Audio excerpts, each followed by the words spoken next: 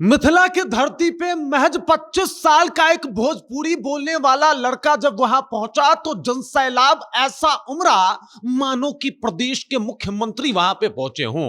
लोगों को उम्मीद था कि ये लड़का बनेगा नौजवानों की आवाज, क्योंकि बात वहां पे नौजवानों की हो रही थी, उनके नौकरी की हो रही थी, महिलाओं के रोजगार की हो रही थी और बिहार के बदलाव की हो रही थी। साहब, मिथिला में जिस तरीके का जनसैलाब था और जिस तरीके से नीतीश द्विवेदी की हर बातों पे तालियां थी, यह समर्थन बता रहा था कि बिहार अब परिवर्तन के राह पे चल चुका है। और नीतीश द्विवेदी जिस तरीके से बातों को रख रहे थे, वो भी बता रहा था कि एक नॉन पॉलिटिकल पार्टी किस तरीके से अब लोगों में कहीं ना कहीं बदलाव का एक लौ जो है वो जला रही है। पूरी कहानी आपको बताएंगे। मिथिला के दरभंगा में जो माहौल बना था उसकी पूरी कहानी और पूरा दास्तां सुनाएंगे, और उसे सुनने के बाद आप इस बात को समझ पाएंगे कि साहब, बदलाव हर जगह आ सकता है, कोशिश नीतीश द्विवेदी जैसा होना चाहिए। पूरी कहानी क्या है, चलिए इसके ऊपर विस्तार पूर्वक चर्चा करते हैं, बातचीत करते हैं।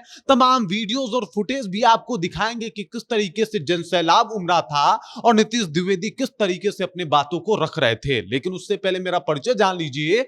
मेरा नाम है रजत और आप जनता जंक्शन देख रहे हैं। सबसे पहले इन तस्वीरों में देख लीजिए साहब, ये महिलाओं का जनसैलाब आप देख सकते हैं, ये उमड़ती हुई भीड़ आप देख सकते हैं, और यहां पे आप नीतीश द्विवेदी को देख सकते हैं जिस तरीके से वो अपने बातों को रख रहे हैं। साहब, ये परिवर्तन के लिए गए थे, वहां पे उन्होंने अपने नौजवानों की आवाज का पहला एक कहीं ना कहीं कार्यक्रम रखा, और उनका मकसद है कि ऐसे कार्यक्रम लगातार किए जाएंगे। इसके पीछे का कारण है कि युवाओं का वो आवाज जो उठते उठते रह जाता है, या बस सोशल मीडिया तक ही कहीं ना कहीं उनका जो ऊर्जा है, जो एनर्जी है वो दिखाई देता है, उसे अब आगे लेके जाना है। हमारे यहां माना भी जाता है कि युवा शक्ति सबसे बड़ी शक्ति होती है, और हमारे यहां यह भी बात है कि बिहार एक युवा प्रदेश है, मतलब यहां पे युवाओं की संख्या ज्यादा है। और ऐसे में जो युवा प्रदेश है, जहां पे युवाओं की संख्या ज्यादा है, युवा शक्ति सबसे बड़ी शक्ति है, उसके बाद भी युवाओं का ये दुर्दशा कहीं ना कहीं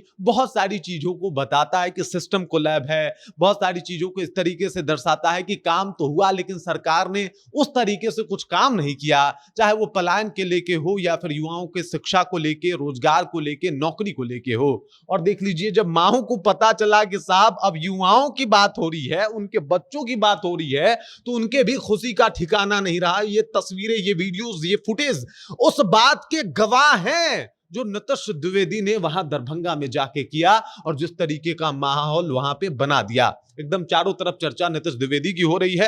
हर तरफ हो रहा है कि साहब देखिए किस तरीके से 17 फरवरी को नौजवानों की आवाज, जो उनकी संस्था है, उसकी शुरुआत होती है।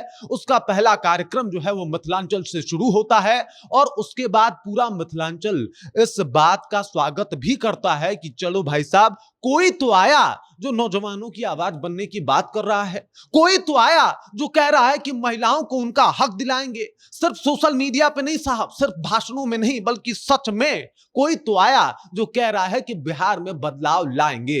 वरना वही पुराना घिसा पिटा जो है वो चीजें चल रहा था।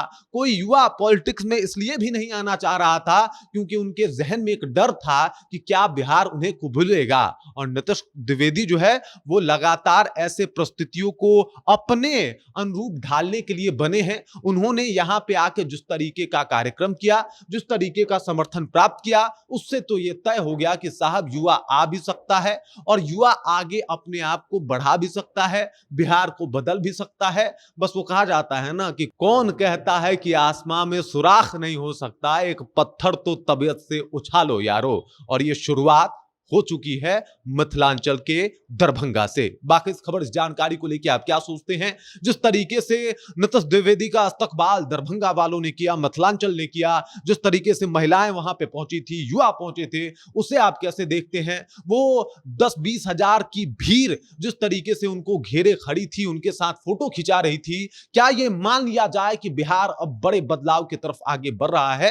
कमेंट करके अपना विचार हम तक पहुंचा दीजिए। बाकी आप देख रहे हैं जनता जंक्शन और मेरा नाम रजत है।